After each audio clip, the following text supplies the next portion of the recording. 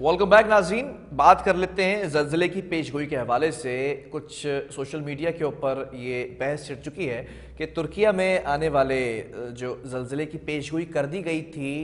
एक इदारे की जानिब से, तो उस पर 3 दिन पहले ये प्रेडिक्शन कर दी गई थी। उसके बाद हमने देखा कि कैसा खौफनाक जो है वो ज़लज़ला आया है और 5000 से ज़्यादा अमवात क्लेम की जा रही हैं तुर्किया और शाम के अंदर। लेकिन उसके बाद ये भी कहा गया कि अगली जो प्रेडिक्शन की जा रही है पाकिस्तान, अफगानिस्तान और भारत, ये जो बेल्ट है, इसकी प्रेडिक्शन की जा रही है कि यहाँ पर ज़लज़ले के झटके महसूस किए जा सकते हैं। बहरहाल इस पर एक बहस छिड़ी हुई है कि सनसनी फैलाने की कोशिशें की जा रही हैं। अगर महकमे मौसमियात की जानिब से की जाए या पाकिस्तान वेदर की बात की जाए तो उसने कहा है कि ये जो साइंटिफिक कैलकुलेशन है या ये जो मेथोडोलॉजी है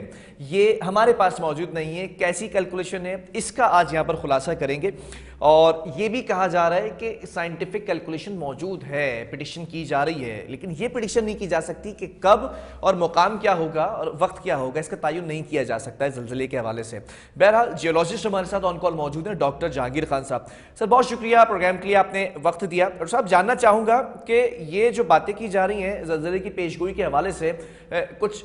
जगह पर यह बहस छिड़ चुकी है, ये सच है। कुछ कहा जा रहा है कि प्रेडिक्शन पहले भी की गई थी और माजी के अंदर भी ऐसा कुछ होता रहा है कि जब तुर्की के अंदर ज़लज़ला आता है तो फिर पाकिस्तान के कुछ इलाकों के अंदर ज़लज़ला रिपोर्ट किया जाता है। ज़रा अपना पहला कमेंट इस पर दीजिएगा कि ये क्या मामला है जो बहस छिड़ी है सोशल मीडिया पर। जी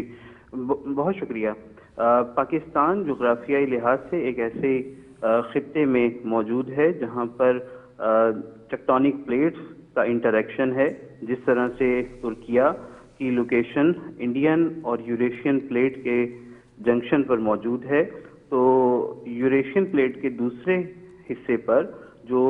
ईस्टर्न साइड पर है वो tectonic belt, tectonic region Pakistan के ऐन वस्त में वाक़ है और नॉर्दर्न एरियाज जिसमें पाकिस्तान का वो हिस्सा जो अफगानिस्तान के साथ, पाकिस्तान का वो हिस्सा जो चाइना के साथ और आज़ाद जम्मू कश्मीर की बेल्ट में वाक़ है, यहाँ पर अर्थक्वेक आने के चांसेस मौजूद होते हैं। बहरहाल ये तुर्किया के अर्थक्वेक के साथ अगर इसको कनेक्ट किया जाए तो ये इसी तरह से है जिस तरह से साइस्मिक लोड एक यूरेशियन प्लेट के एक हिस्से पर वाक़या हुआ 6 फरवरी का तुर्किया का earthquake one of the deadliest earthquake है। इससे पहले माजी में भी 98, 99 में ये अर्थक्वेक एनाटोलियन फॉल्ट और इज़मित एरिया में तुर्किया के अर्थक्वेक आते रहे। तो पाकिस्तान के हिस्सों में जिसमें बाशमूल मकरान का बेल्ट जहां पर अरेबियन और यूरेशियन प्लेट का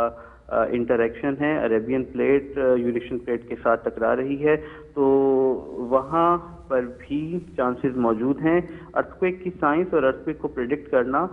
ये हत्तुल इम्कान ये नहीं कहा जा सकता कि किस वक्त कितनी मैग्नीट्यूड का, किस शिद्दत का अर्थक्वेक होगा, लेकिन उसके चांसेस मौजूद होते हैं। हमारे लिए सोचना जो स्टेक होल्डर्स हैं, पॉलिसी मेकर्स हैं, जो इदारे हैं, उनके लिए ज़रूरी है कि वो बिल्डिंग कोड्स की फॉलोइंग को ज़रूरी बनाएं। जो हमारे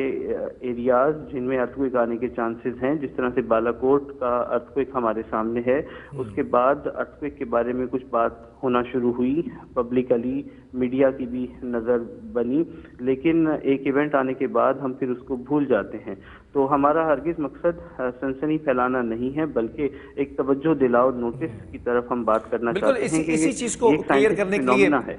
इसी चीज़ को क्लियर करने के लिए आज ये सेगमेंट आपके साथ रखा गया है, क्योंकि जो यूरेशियन बेल्ट के हवाले से आप बता रहे हैं कि एक हिस्सा तुर्की और शाम, दूसरा हिस्सा पाकिस्तान, भारत, चाइना और अफगानिस्तान को जो है वो कोट किया जा रहा है। अच्छा, महकमे मौसमियात ने कहा है कि ये जो पाकिस्तान की फॉल्ट लाइंस में और टर्की की फॉल्ट लाइन में कोई मुमासलत नहीं है। फिर ये भी कह रहे हैं कि पाकिस्तान का अपना state of the art monitoring system मौजूद है जो कि आफ्टर शॉक्स को भी मॉनिटर कर रहा है, तो ऐसी कोई प्रेडिक्शन की नहीं जा रही है। जबकि ये भी कहा कि 2013 और 2005 के अंदर भी इसी तरह से फॉल्ट लाइंस पर ज़लज़ले आए थे, इफ यू रिमेंबर। जी जी जी بالکل بالکل فالٹ لائنز